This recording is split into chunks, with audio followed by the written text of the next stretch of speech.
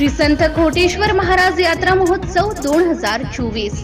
श्री संत कोटेश्वर महाराज यात्रेनिमित्त एकलारा नगरीत येणाऱ्या सर्व भाविक भक्तांचे हार्दिक स्वागत आणि हार्दिक शुभेच्छा। शुभेच्छुक माननीय आमदार डॉक्टर संजयजी कुटे, माजी कॅबिनेट मंत्री, महाराष्ट्र राज्य।